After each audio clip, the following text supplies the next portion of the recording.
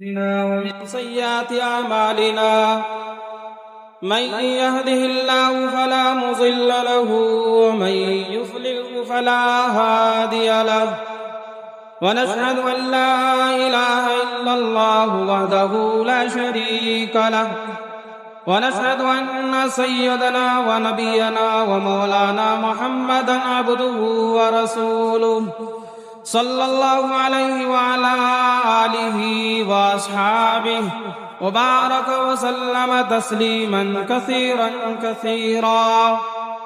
أما بعد فأعوذ بالله من الشيطان الرجيم. بسم الله الرحمن الرحيم.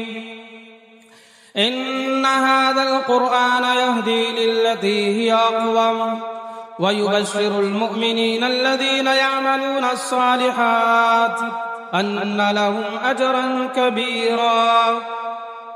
صدق الله العظيم. عن سهل بن معاذ رضي الله عنه عن أبيه أن رسول الله صلى الله عليه وسلم قال: من قرأ القرآن وعمل بما فيه ألبس والداه تاجا يوم القيامة ضوءه أحسن من ضوء الشمس في بيوت الدنيا لو كانت فيكم فما ظنكم بالذي عمل بهذا. رواه أبو داود كما قال عليه الصلاة والسلام. قابل احترام بزرگوں دوستو، اسٹیج پر تشریف فرما علماء کرام، ائمہ اعظام، بردہ نشین اور بہنوں، اللہ تبارک و تعالی کا بے پناہ احسان و کرم ہے، فضل ہے. اللہ تبارک و تعالی نے آج ہم سب کو ایک بہت ہی نورانی اور قرآنی محفل میں حصہ لینے کا موقع نصیب فرمایا. اللہ تبارک و تعالی کا انسانوں کے اوپر لامتناہی نعمتیں ہیں، اتنی نعمتیں ہیں، انسان اگر اس کو گننا چاہے، انسان اگر اس کو شمار کرنا چاہے تو اسے گن نہیں سکتا، اسے شمار نہیں کر سکتا. ایک معمولی سی نعمت کو ہم دیکھ لیں جسے ہم اپنی طرف سے معمولی سمجھتے ہیں.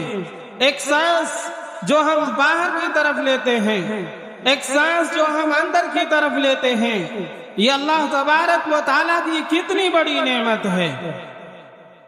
شیخ سعدی رحمۃ اللہ علیہ نے اسے بہت سی آسان طریقے سے یوں بیان فرمایا ہے کہ سانس کا باہر لینا اللہ کی ایک بہت بڑی نعمت ہے کہ اگر یہ سانس باہر لینے کے بعد تھوڑی دیر کے لیے رک جائے پھر انسان کو موت کے علاوہ کچھ نظر نہیں آتا. اگر وہی سانس اندر جانے کے بعد باہر نہ نکلے تو موت کے علاوہ کچھ نہیں نظر آتا.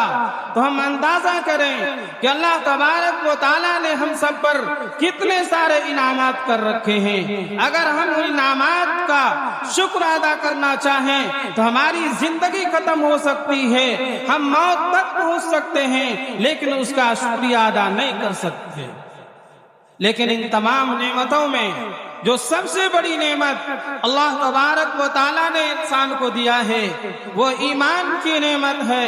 یہ ایسی نعمت ہے جو ہم سب کو بغیر محنت کے، بغیر کوشش کے، بغیر قربانی دیے ہوئے بنایا مل گیا ہے، باپ دادوں کے ذریعے سے مل گیا ہے. ہم اندازہ لگائیں اس ایمان کی حقیقت کا، اس ایمان کی اللہ علیہ اجمعین سے اس ایمان کی حقیقت معلوم کریں. بلال حبشی رضی اللہ عنہ سے اس ایمان معلوم کریں، خباب بن العرب رضی اللہ تعالیٰ عنہ سے اس ایمان کی حقیقت کو معلوم کریں، مصعب بن عمیر رضی اللہ تعالیٰ عنہ سے کس طرح اس ایمان کو اپنے اندر لیا تھا اور کتنی قربانیاں پیش کی تھی۔ آج اسی قربانی کی بغیر ہم کہاں نظر آ رہے ہیں اور مسلمان نظر آ رہے ہیں، ایمان کی حالت میں نظر آ رہے ہیں۔ آج کے جو محفل سجی ہے یہ قرآنی محفل ہے۔ آپ نے اس سے پہلے بہت سارے علماء کرام کا بیان سنا ہوگا۔ بیان کا مقصد صرف اور صرف یہی ہے کہ ہم اور آپ برائیوں سے نکل کر اچھائی کی طرف آ جائیں، غلط راستے سے نکل کر سیدھے راستے کی طرف آ جائیں، جس راستے کا اعلان قرآن کرتا ہے ان ھذا القرآن یہدی للتی ہی اقوم، کہ بے شک یہ قرآن اس سیدھے راستے کی طرف رہنمائی کرتا ہے، اس سیدھے راستے کی طرف لے جاتا ہے، جو راستہ خوشخبری سناتا ہے عمل کرنے والوں کو، جو راستہ خوشخبری سناتا ہے اس پر چلنے والوں کو۔ قرآن مقدس میں اللہ تبارک و تعالیٰ نے جگہ جگہ مختلف انداز میں مختلف صورت میں اللہ تبارک و تعالیٰ نے انسانوں کو اور بندوں کو سمجھایا ہے۔ ہر انسان سمجھنے کی کوشش کرے تو ان کے لیے ایک اشارہ ہی کافی ہو جاتا ہے۔ اللہ تبارک و تعالیٰ نے اس نورانی بزم کے اندر ہم سب کو جو بلایا ہے، ہم سب کو جو جمع فرمایا ہے، اس کا ایک بہت بڑا مقصد یہ ہے کہ ہمارے اندر اور ہمارے سوسائٹی کے اندر، ہمارے سماج کے اندر ایسے حافظ، ایسے قاری، ایسے علماء تیار ہوں جو امت کی صحیح رہنمائی کر سکے، جس امت کو اللہ کے نبی صلی اللہ علیہ وسلم نے خون جگر سے سینچا تھا، جس امت کو بڑی ہمت کے ساتھ، بڑی محنت کے ساتھ اسے بنایا تھا، آج یہ امت اس راستے سے ہٹ کر اس راستے کو اختیار کر چکی ہے اور اس راستے سے ہٹ کر کتنا دور پہنچ چکی ہے۔ وہ قرآن جو میرے نبی صلی اللہ علیہ وسلم کے سینے مبارک میں اتارا، وہ قرآن سب کا سردار ہے۔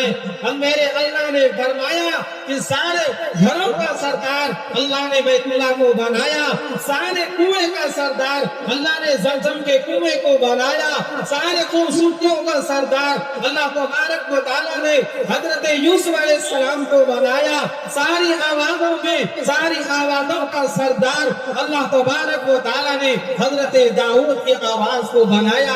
اللہ تبارک و تعالیٰ انسانوں کو نوازنا چاہتے ہیں، اللہ تبارک و تعالیٰ انسانوں کو دینا چاہتے ہیں، انسان لینا نہ چاہے تو پھر یہ اس کا قصور ہے، یہ اس کی غلطی ہے، یہ اس کی غلط فہمی ہے، یہ اس کی ناسمجھی ہے۔ آج سمجھنے کی ضرورت ہے، اپنے آپ کو اس راستے پر لانے کی ضرورت ہے کہ جس ایمان بانے سے اللہ تبارک و تعالیٰ نے نہ جانے کیسے کیسے واضح کیے ہیں۔ ہم مختصر انداز میں 2 منٹ کے اندر اپنی بات کو ختم کرتے ہیں کیونکہ بہت زیادہ ٹائم نہیں دیا گیا ہے۔ ہم بتاتے ہیں کہ ہماری ایمان کی حقیقت کیا ہے، ہمیں اس کے بعد کیا ملنے والا ہے۔ حدیث کے اندر آتا ہے اللہ تبارک و تعالیٰ کل قیامت کے دن سب سے ادنا جو جنتی ہوگا، وہ ہر کلاس کا جو جنتی ہوگا، اللہ تبارک و تعالیٰ اسے 80,000 خادم اور 72 حوریں عطا فرمائیں گے۔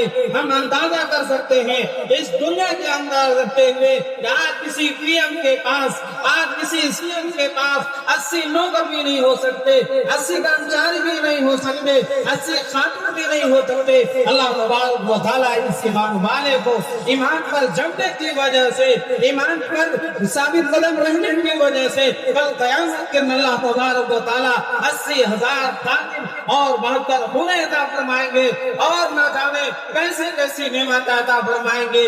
کیا ہم یہ سمجھتے ہیں ہمیں یہ ساری نعمتیں، ہمیں یہ ساری سہولیات بغیر کسی محنت کے، بغیر کسی کوشش کے مل جائے گی؟ یہ ہرگز نہیں ہو سکتا۔